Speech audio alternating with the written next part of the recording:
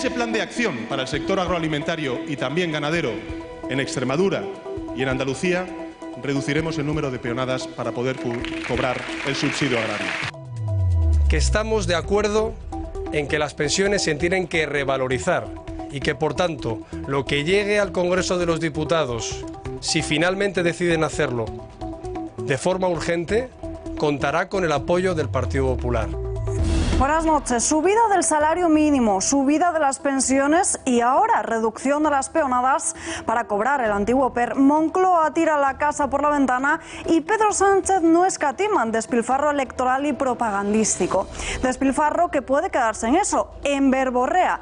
Y es que el socialista ha tenido meses y meses para hacer todas estas medidas que ahora anuncia y usa para ganarse un puñado de votos. ¿Podría haberlo hecho? Sí, con esa herramienta legal que tanto le gustaba, pero sin embargo que usó para otros asuntos, el decreto ley. Un electoralismo que ha denunciado el propio Pablo Casado, pero que ha reprochado subiéndose al carro. Asegura el líder popular que apoyará la subida de las pensiones que proponen desde el Partido Socialista. Uno buscando el voto rural y el otro buscando ese del llamado centro, vestido de Mariano Rajoy, parecen haber entrado en un frenesí electoral.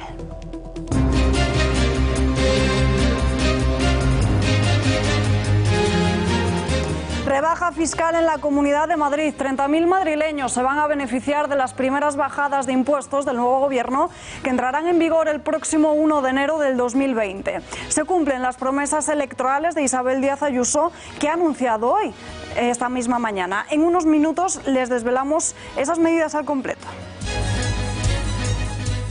Este gobierno va a realizar la mayor rebaja de impuestos de la historia de esta autonomía.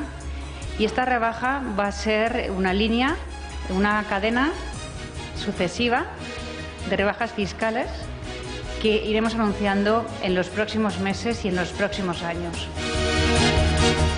Continúa el pulso entre Pablo Iglesias e Íñigo Errejón. La salida de Clara Serra, número 2 de Más Madrid en el Ayuntamiento de la ciudad, le estalla a Errejón en plena precampaña electoral del 10N. Serra no está de acuerdo con la forma de acudir a esta repetición de las urnas. Podemos aprovecha el momento para invitarla de nuevo a sus filas. Bueno, yo creo que es evidente que Podemos es un proyecto político que sigue abierto a todas las personas que quieran participar en él y desde luego creo que Clara Serra también tiene abierta la puerta en Podemos. El yihadista detenido en Parla tenía una lista con objetivos del Daesh, documentación sobre diferentes lugares de España y material para confeccionar explosivos. Entre esa lista, un nombre conocido, el de la ministra de Justicia en funciones, Dolores Delgado. La socialista fue fiscal coordinadora de yihadismo en la Audiencia Nacional. Iberdrola, salpicada por el caso Villarejo. La empresa habría sido cliente del excomisario desde el año 2004 hasta el 2017 como mínimo. Así lo desvela hoy en exclusiva el diario Moncloa.com y El Confidencial, que apuntan a cómo Villarejo habría realizado todo tipo de servicios, entre ellos espionaje a un magistrado que impedía la instalación de una central eléctrica. Fallece un anciano en una residencia de Barcelona tras una pelea a bastonazos. Ayer por la noche, dos residentes se habrían enzarzado en una discusión de la que se desconocen por el momento los motivos. Disputa que terminó con la muerte de uno de ellos, un hombre de unos 80 años de edad. Parece ser que hubo un altercado entre dos residentes con la lamentable desgracia del fallecimiento de uno de ellos, que a día de hoy todavía no sabemos si está vinculado de manera directa con el altercado o no. Las protestas en Ecuador por la subida del precio del combustible no cesan y se intensifican.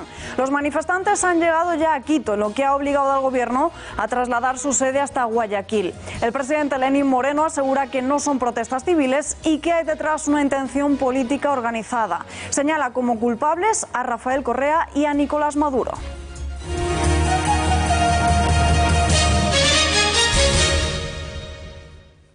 El Gobierno de España, y es lo que me gustaría anunciaros, va a poner en marcha un plan de respuesta, un plan de acción para el sector agroalimentario y también para el sector ganadero en todas las comunidades autónomas afectadas, cada cual con sus instrumentos, porque no es lo mismo Castilla-La Mancha que Andalucía o que Extremadura, y en ese plan de acción para el sector agroalimentario y también ganadero en Extremadura y en Andalucía reduciremos el número de peonadas para poder cobrar el subsidio agrario. Es el último despilfarro electoral de Pedro Sánchez. El socialista promete en Jaén bajar el número de peonadas necesarias para cobrar el subsidio agrario, el antiguo PER. Fue en febrero de 2018 cuando el gobierno de Mariano Rajoy ya rebajó de 35 a 20 el número de peonadas necesarias para acceder al subsidio y a la renta agraria, atendiendo a las demandas del sector agrario por la época de sequía en ese momento. Ahora Sánchez lanza esta promesa electoral, pero no especifica cuánto. El presidente del Gobierno en funciones enmarca el anuncio de estas medidas para combatir los efectos de la subida arancelaria de Estados Unidos. Se trata de un plan de acción para paliar los efectos negativos de esas tasas en el sector agroalimentario y ganadero. En ese mismo acto en Jaén ha vuelto a arremeter contra las fuerzas de la derecha. Tenemos que dejar a un lado ya los lamentos de lo que pudo ser y no fue. También los reproches. ¿No? Yo siempre digo en muchas ocasiones cuando hablo con alguna persona de fuera, digo, mira, aquí en España te voy a explicar en 2 segundos cuál es el sistema político que tenemos. Tenemos a una izquierda, a la izquierda del Partido Socialista, que, oye, en 4 ocasiones ha votado en contra del Partido Socialista para que gobierne España. Tiene mérito, ¿eh? Ayer en Portugal, ¿qué es lo que ocurrió? Oye, ganó el Partido Socialista y la izquierda dijo, nosotros, encantados de reconocer que hay un gobierno del Partido Socialista, vamos a negociar con ello políticas, ya sea pensiones, ya sea el salario mínimo, para echar a andar el gobierno de Portugal. Hombre, ya me gustaría a mí tener esa izquierda aquí también en España, ¿no? O en Andalucía, Susana, pero bueno, oye.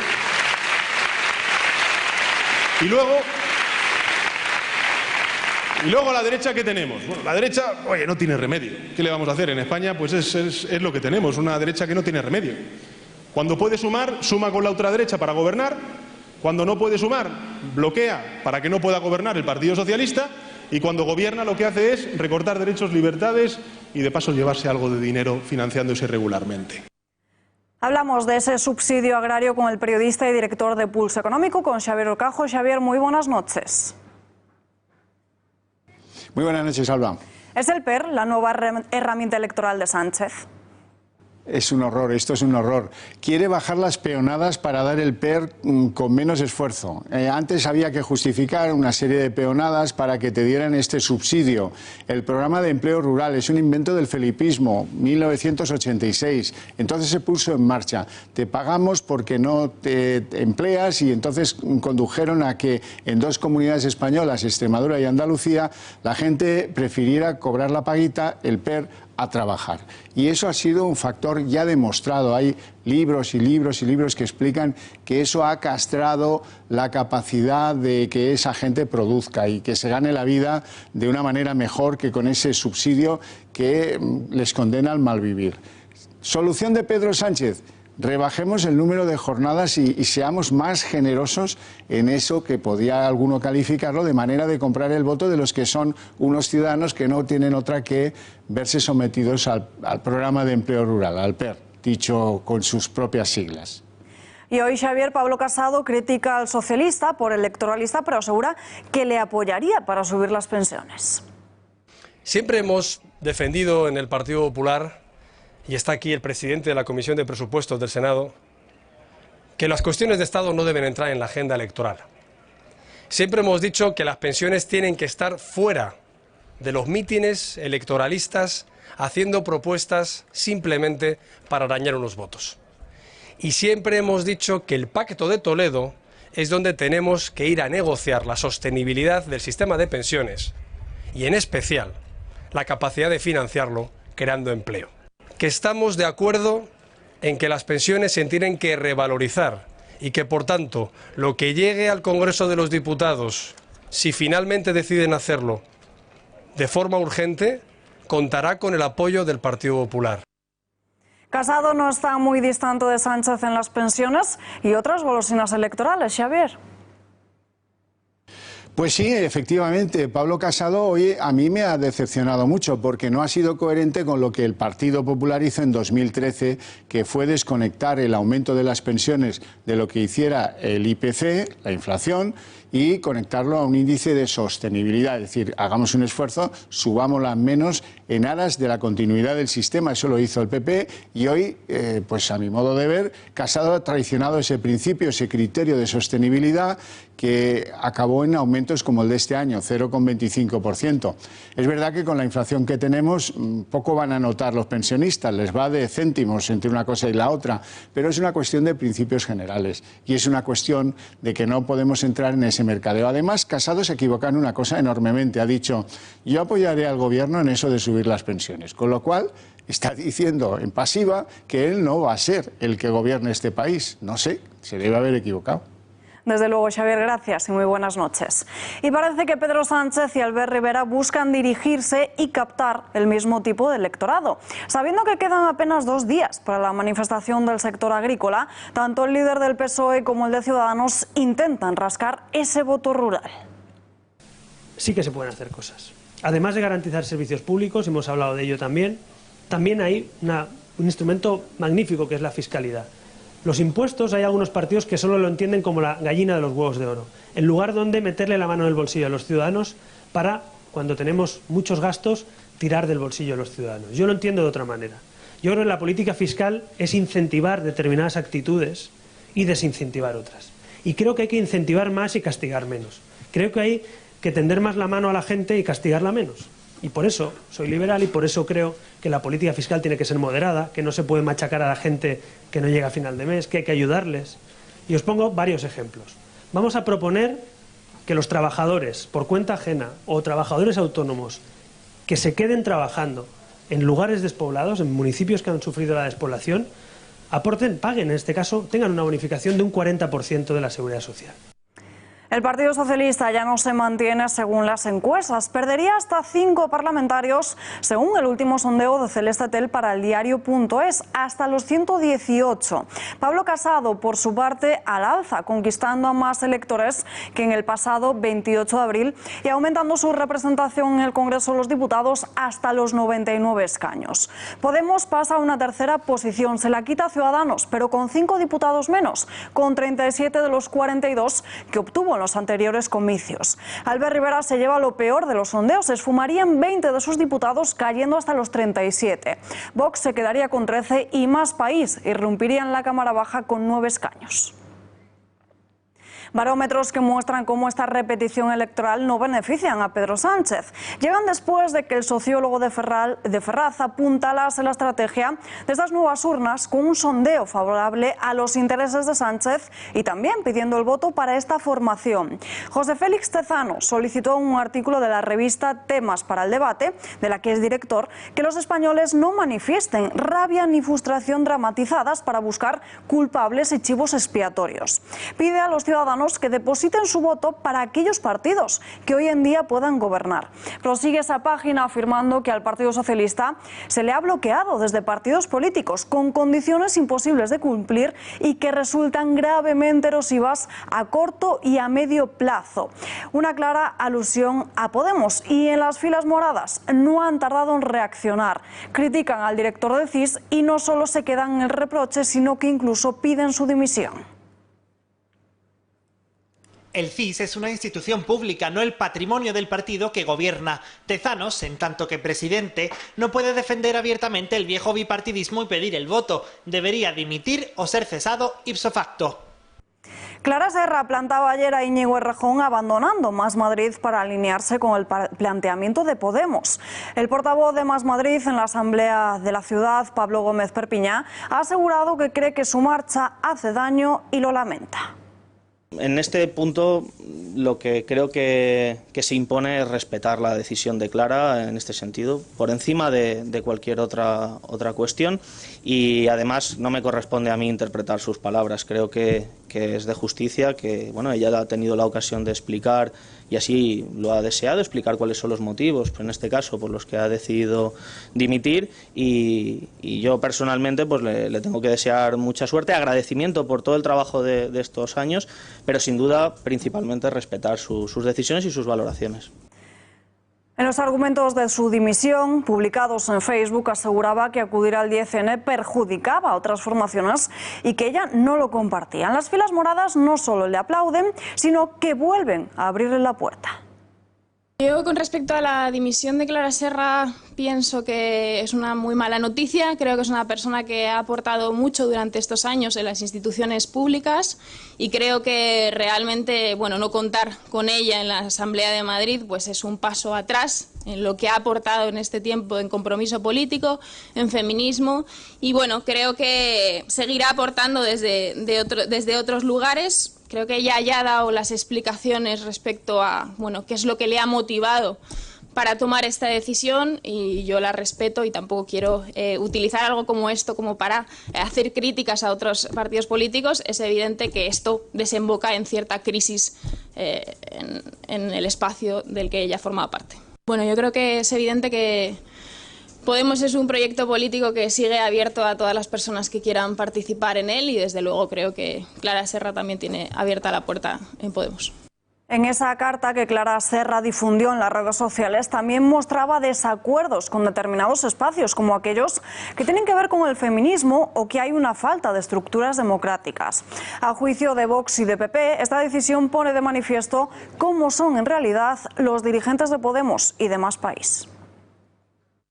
La señora Clara Serra, en un artículo en El País, dice que parece que no se ha escuchado a la manada feminista. Parece que está acusando al señor Errejón y a los líderes de cierto machismo.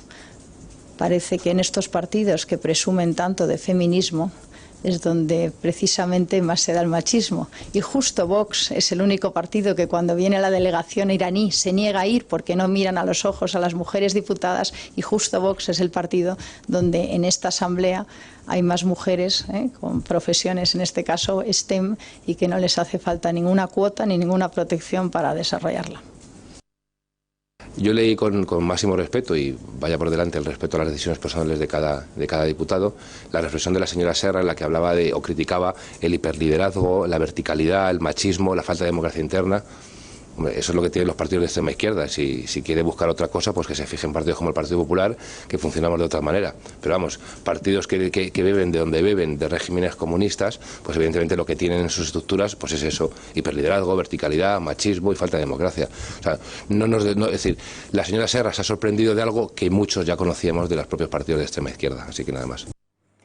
Llega la bajada de impuestos a Madrid. La presidenta de la Comunidad, Isabel Díaz Ayuso e Ignacio Aguado han asegurado hoy que 30.000 contribuyentes se tomarán las uvas sabiendo que al día siguiente tendrán que pagar menos tasas. La idea del Ejecutivo de Sol, Alberto Soto, es introducir 3 nuevas deducciones fiscales en el tramo autonómico del IRPF. Muy buenas noches.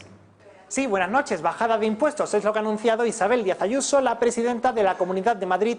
Esta mañana baja el IRPF medio punto en todos sus tramos para los residentes en la comunidad. Los beneficiados, 30.000 personas, sobre todo jóvenes que soliciten un préstamo para cursar enseñanzas superiores regladas, para comprar una vivienda o que se dediquen a cuidar a algún familiar. Entrará en vigor el 1 de enero de 2020. Los efectos ya se verán en 2021 con la declaración de la renta del año anterior. Aunque la medida todavía no es definitiva, deberá ser aprobada por la Asamblea Regional con los votos de PP y Ciudadanos y también necesita el apoyo de los de Abascal, de Vox, en la Comunidad de Madrid. Es una medida que va encadenada, es lo que ha dicho Ayuso. Este Gobierno va a realizar la mayor rebaja de impuestos de la historia de esta autonomía y esta rebaja va a ser una línea, una cadena sucesiva de rebajas fiscales que iremos anunciando en los próximos meses y en los próximos años. Por ahora lo que hemos querido hacer es que el primer proyecto de ley que remitamos a la Asamblea y también a los próximos trámites dentro del Gobierno sea una rebaja que está centrada sobre todo en el incentivo al estudio, en el incentivo para la emancipación de los jóvenes, así como centrado en las familias. En un momento de incertidumbre política y económica, lo que tiene que hacer la Comunidad de Madrid, como ha hecho siempre, es arrojar luz y estar de parte de aquellas personas que crean empleo, que mueven la economía y que están con las familias. De la parte económica se responsabilizaba Isabel Díaz Ayuso, la presidenta de la comunidad, esta mañana, y del medio ambiente se encargaba el vicepresidente Ignacio Aguado, que ha apelado a un acuerdo común entre los ayuntamientos para cuidar el medio ambiente. Hace falta en la Comunidad de Madrid una respuesta coordinada. Creo que no podemos hacer cada uno la guerra por nuestra cuenta, especialmente en materia de lucha contra la contaminación. Por lo tanto, creo que el primer objetivo de este Gobierno, y estoy convencido que el Ayuntamiento de Madrid también tiene en vista esto, es coordinarnos. Es que hay un plan de movilidad y de lucha contra la contaminación a 10 años que permita planificar la construcción de infraestructuras con suficiente antelación, aprobar presupuestos plurianuales, coordinarnos para que en la Comunidad de Madrid no haya 17 protocolos anticontaminación distintos, sino un marco genérico que aborde el problema de la contaminación. El Ayuntamiento de Madrid está en el buen camino, apostando por una política de movilidad inteligente y a largo plazo, y ahí la Comunidad de Madrid tiene que jugar también un papel clave de coordinación entre ayuntamientos para que en 2030 tengamos una movilidad sostenible y, por supuesto, también se garantice la libertad de los madrileños para moverse por la Comunidad de Madrid.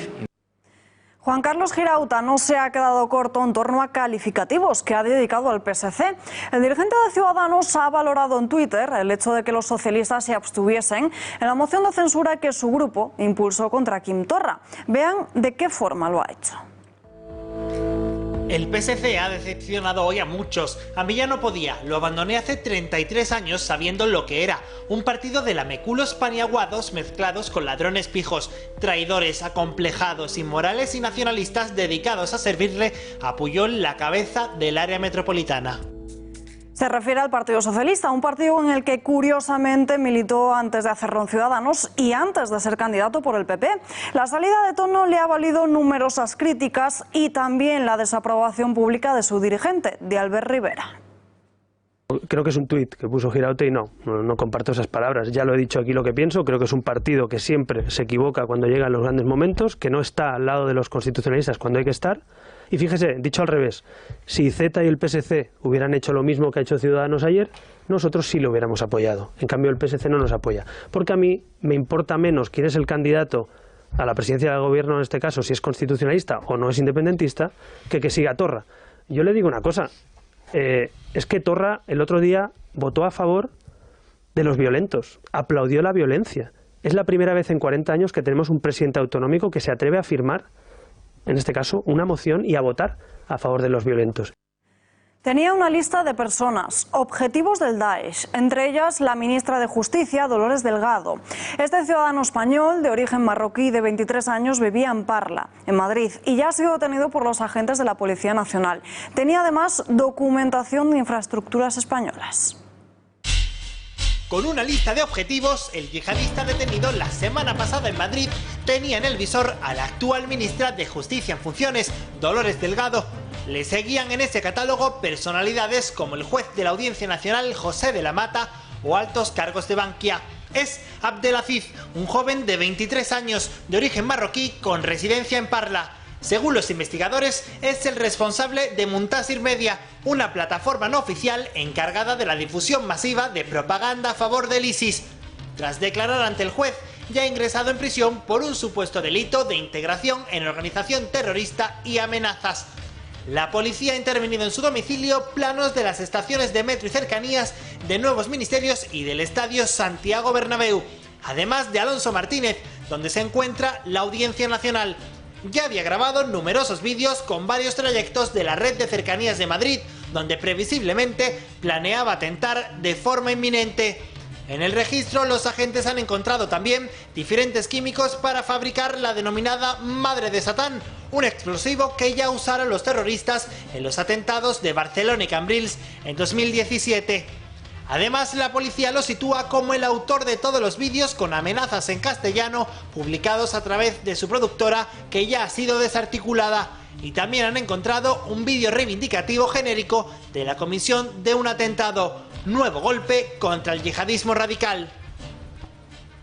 Y tenemos aquí con nosotros a Serafín Giraldo, portavoz policial de UFP. Serafín, muy buenas noches. Hola, muy buenas noches. Detenido este yihadista que tenía a Delgado entre los objetivos principales del Daesh. ¿Cómo se ha desarrollado esta operación?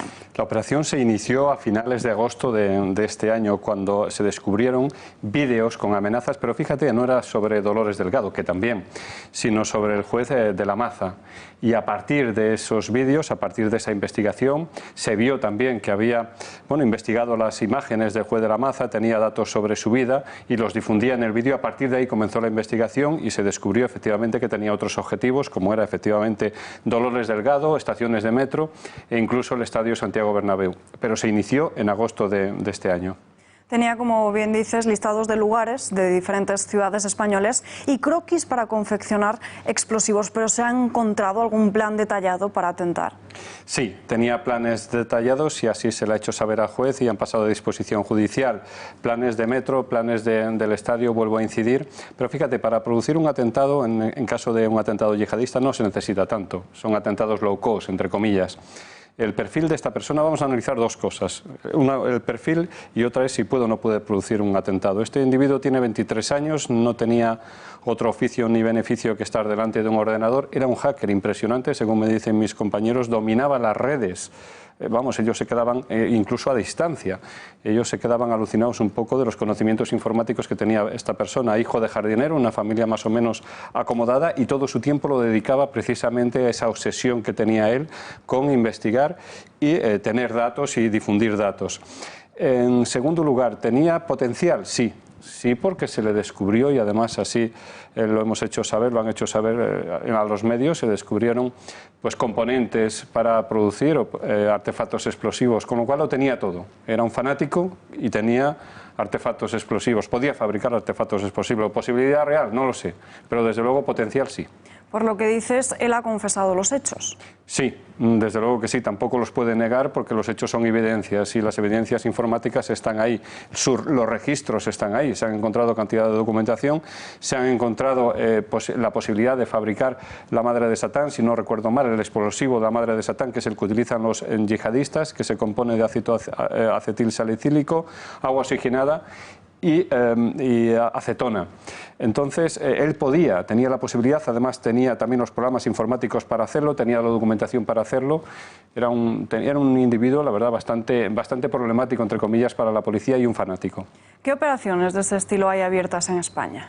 Pues bueno, eso es algo que lo tienen que decir los compañeros de la unidad de información. Esta tarde hablé con alguno de ellos.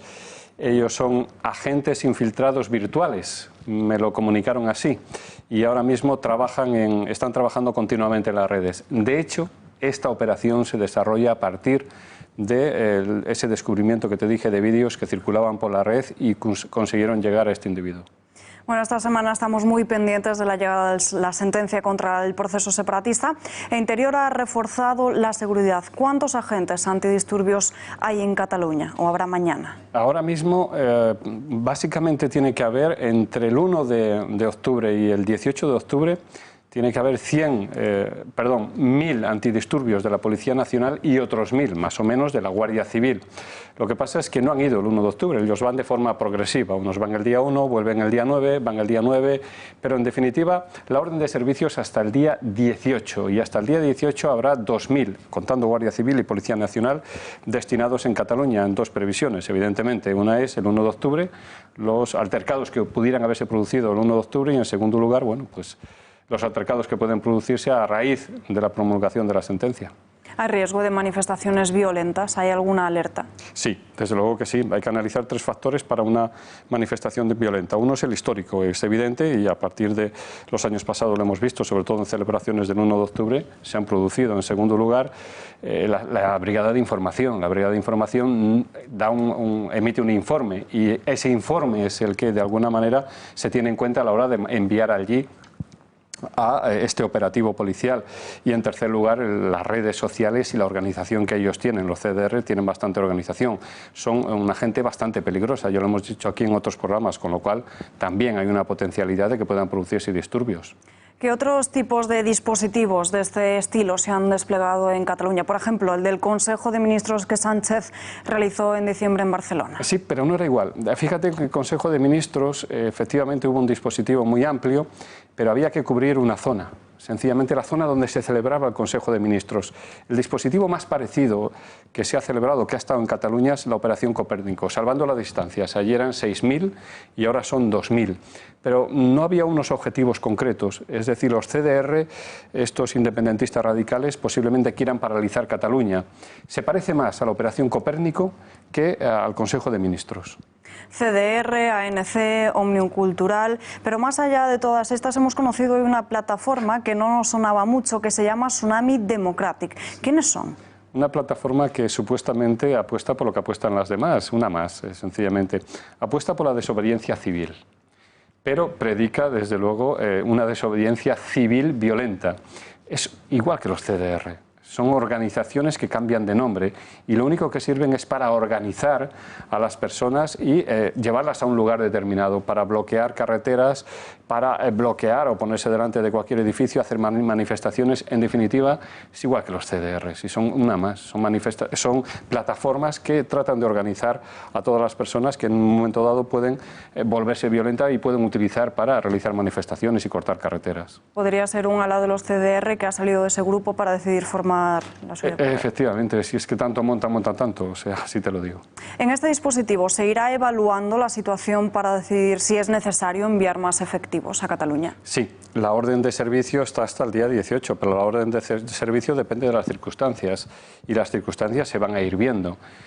Posiblemente la sentencia, yo no lo sé, pero posiblemente la sentencia salga efectivamente días antes del 18 y el 18 sabremos si estas personas van a provocar altercados violentos o no. Y entonces, si cambian las circunstancias, estarán allí más tiempo. Pues veremos cómo se desarrollan los hechos. Serafín Giraldo, gracias y muy buenas noches. Un placer. Iberdrola contrató a Villarejo para investigar a un juez e infiltrarse en una plataforma ecologista. Así se manifiestan documentos y grabaciones que no habían trascendido hasta la fecha y a los que ha tenido acceso Moncloa.com en una investigación conjunta con el diario El Confidencial. La empresa tuvo a sueldo al excomisario para que realizase todo tipo de servicios desde el año 2004, tras adquirir una central eléctrica, pero su instalación se veía entorpecida por una serie de recursos. Villarejo realizó un seguimiento al juez, investigando hasta su vida más íntima. Trabajos que incluyeron informes sobre la vida personal y orientación política de este magistrado que debía decidir en ese momento sobre los recursos del ayuntamiento contra la planta. Según las noticias publicadas por estos medios, el directivo que formalizó el encargo y supervisó es hoy todavía el responsable de seguridad de Iberdrola, siendo cliente de la empresa hasta como mínimo el año 2017.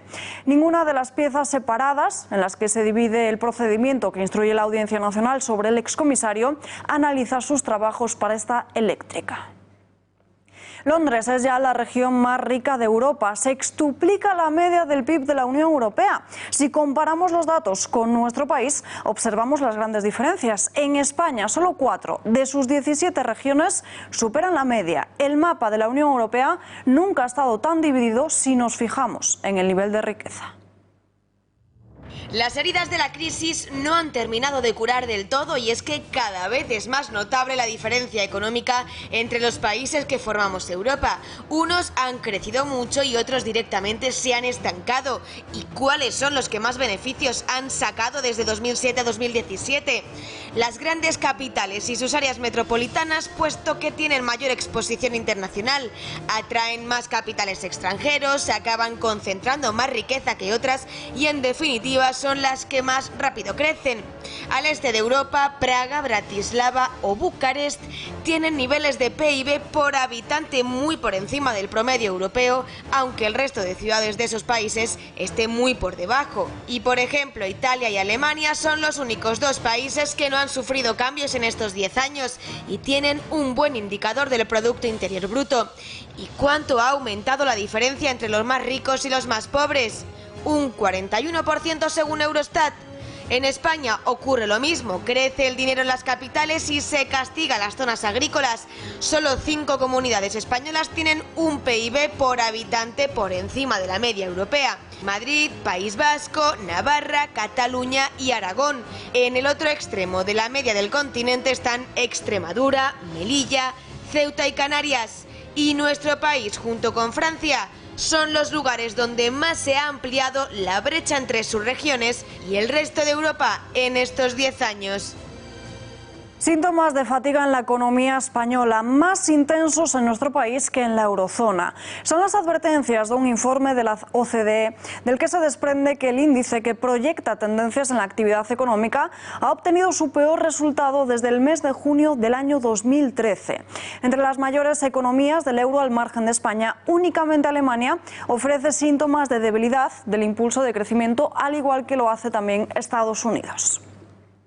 La política monetaria de tipos de interés bajos dispara los precios de la vivienda en media Europa. Se trata de los últimos datos de Eurostat, la agencia estadística de la Unión Europea. En el pasado mes de junio hubo 10 países diferentes que vieron cómo el precio de la vivienda incrementaba, registrando subidas superiores al 8%. Al tiempo, otros 3 estados con subidas superiores al 6%. Un umbral que la Comisión Europea considera como desequilibrado en el mercado inmobiliario. Los mayores incrementos se corresponden a Hungría, Luxemburgo, Croacia y Portugal. En cuanto a los precios sobrevalorados, Eurostat señala que en España se producen en un 5% de los casos. En ese informe también se señala cómo el ritmo de subida de precios en nuestro país se ha disparado del 7,2% en el trimestre del año pasado al 5,4% actual.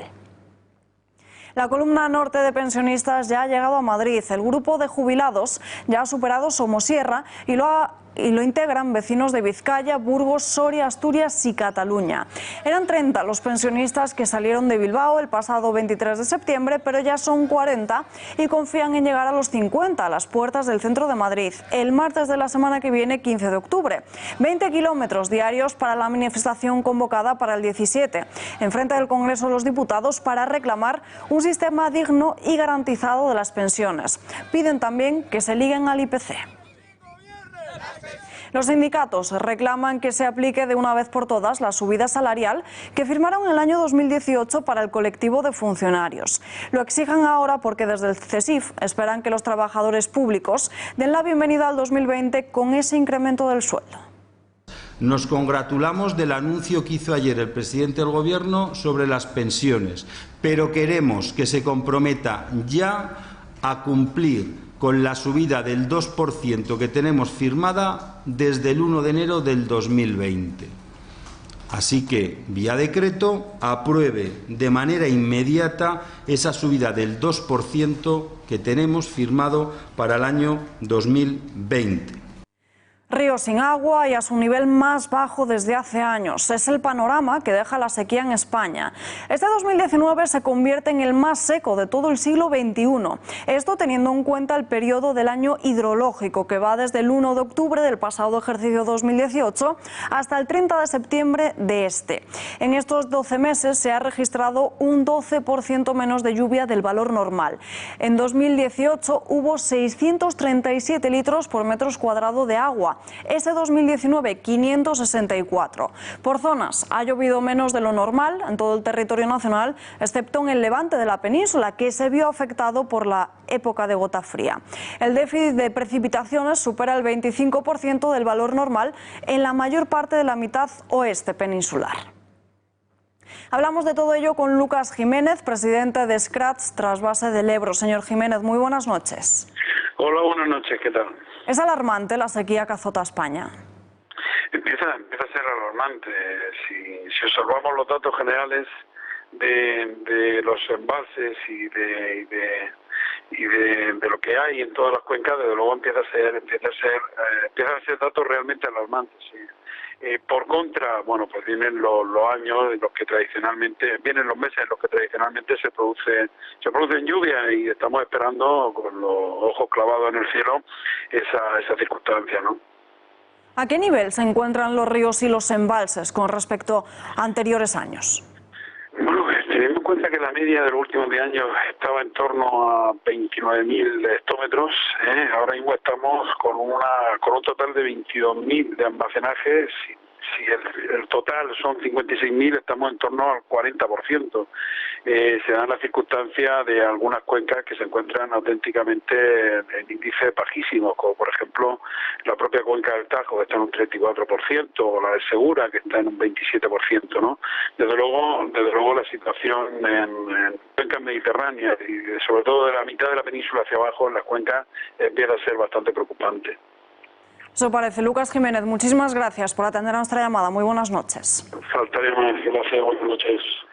Pelea a bastonazos en una residencia de ancianos que acaba con la muerte de uno de ellos. Los hechos sucedieron la noche de este lunes, poco antes de las 10 de la noche, en un centro de Sant Just Desvern, en Barcelona. Al parecer habrían comenzado a discutir y uno de ellos habría cogido su bastón para propinar una paliza a la víctima, que murió en la propia residencia. No se sabe qué fue lo que desencadenó el enfrentamiento. El agresor tendría 70 años y el fallecido 80. De momento, el detenido no ha sido trasladado a dependencias policiales por su edad y por su delicado estado de salud, por lo que permanece bajo custodia en ese centro hasta que pase a disposición judicial. De momento todo está siendo investigado hasta el más mínimo detalle por los Mossos d'Esquadra. Parece ser que hubo un altercado entre dos residentes, con la lamentable desgracia del fallecimiento de uno de ellos, que a día de hoy todavía no sabemos si está vinculado de manera directa con el altercado o no. Son dos residentes del centro, son ambos residentes que tienen una vida en común como todos los residentes que hay en la residencia. Muere un bebé en el Hospital Gregorio Marañón por una sobredosis. Se está investigando esta muerte tras haber recibido por error la dosis de medicina. Le suministraron 10 veces más de la que realmente necesitaba. Pese a los intentos de los médicos por revertir los efectos de la sobredosis, el pequeño falleció 2 semanas después por necrosis intestinal. El bebé, que en noviembre de 2018 había sido sometido a un trasplante de corazón, necesitaba 100 miligramos de micofenonato, un fármaco inmunosupresor que se emplea para el tratamiento de pacientes trasplantados, pero se le administró 1 gramo, como decimos, 10 veces más. Los padres han presentado una denuncia por un presunto delito de homicidio por imprudencia profesional grave. El hospital reconoce los hechos y admite el error. Nuevas imágenes que muestran cómo los inmigrantes intentan colarse en España, camuflado en una caja de verduras. Así se lo encontró la Guardia Civil durante la inspección de vehículos procedentes del norte de África. 108 personas han sido descubiertas en lo que va de este año 2019 en la comandancia de Almería, todas ellas escondidas en equipajes en el interior de diferentes vehículos y también embarcaciones. A la caza de las cotorras argentinas, catalogada como especie exótica invasora, se ha reproducido agresivamente hasta alcanzar los 24.000 ejemplares. La mitad anidan en Madrid. Es por ello que el Ayuntamiento de la ciudad ha decidido desarrollar un plan para exterminarlas. El consistorio realizará una inversión de 100.000 euros, 8 euros por ave, en una campaña integral que se va a centrar en 3 ejes de actuación: captura, sacrificio y esterilización de los huevos. Son muchos los efectos negativos de esta ave sudamericana. Sus nidos pesan hasta 200 kilos, transmiten numerosas enfermedades, son muy ruidosas y pueden acabar con otras especies autóctonas al quitarles el alimento. Ecologistas y expertos coinciden en que una nueva especie invasora debe ser eliminada, pero discrepan en el método.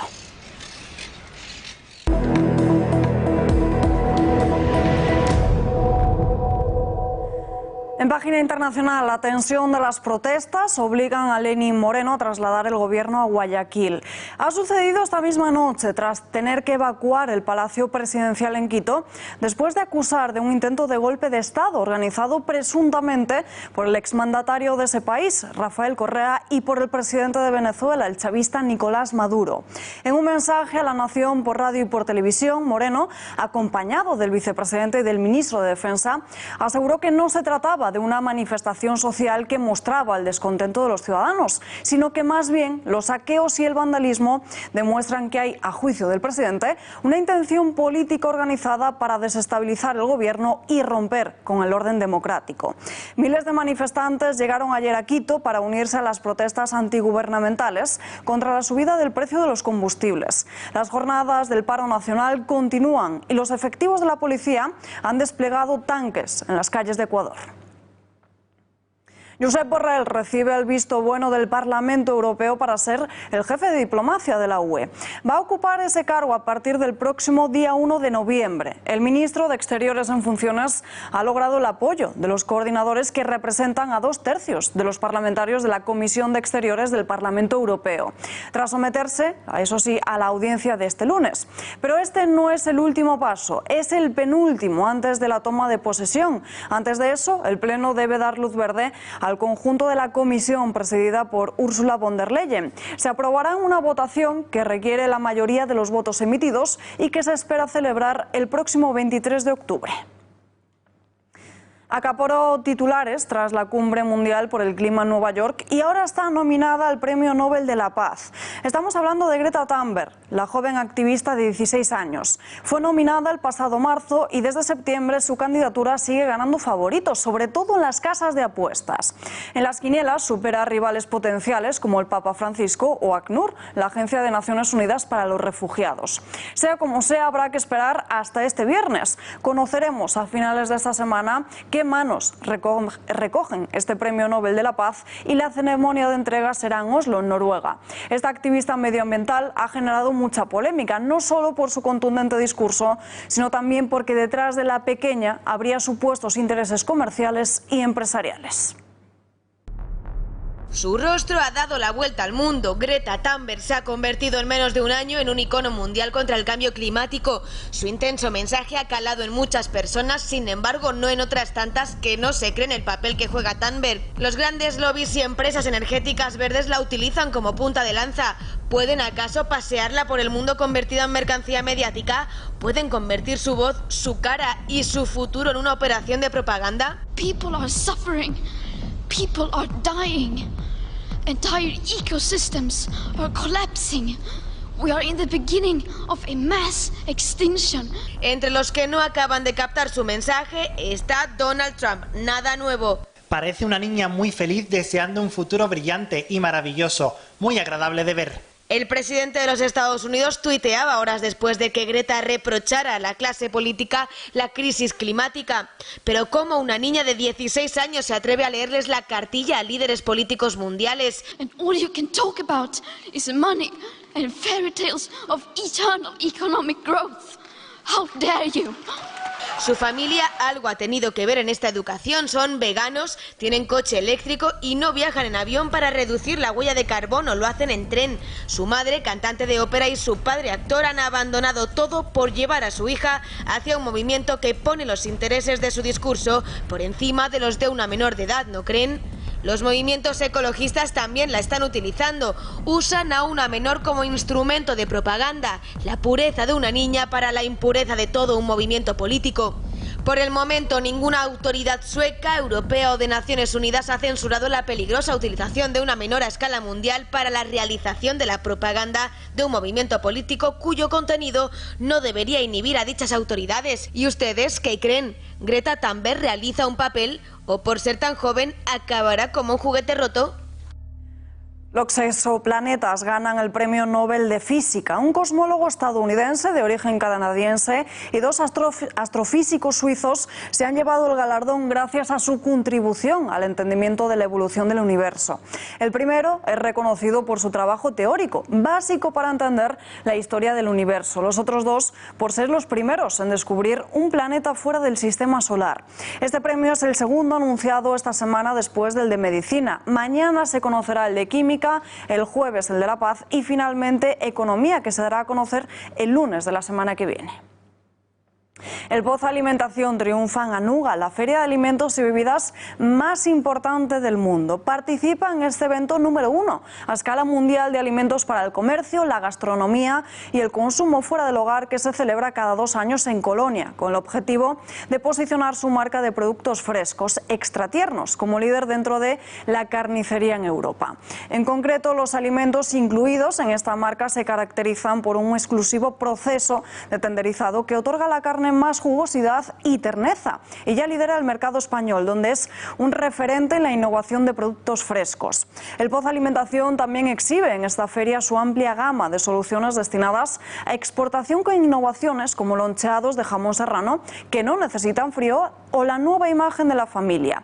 Anuga presenta las innovaciones más importantes, así como las tendencias actuales y futuras del mundo, y es un punto de encuentro para todos los encargados de adoptar decisiones de la industria alimentaria. Nosotros nos despedimos ya, no hay tiempo para más, pero ya saben que pueden continuar informados en nuestra página web en eltorotv.com. Gracias por acompañarnos y muy buenas noches.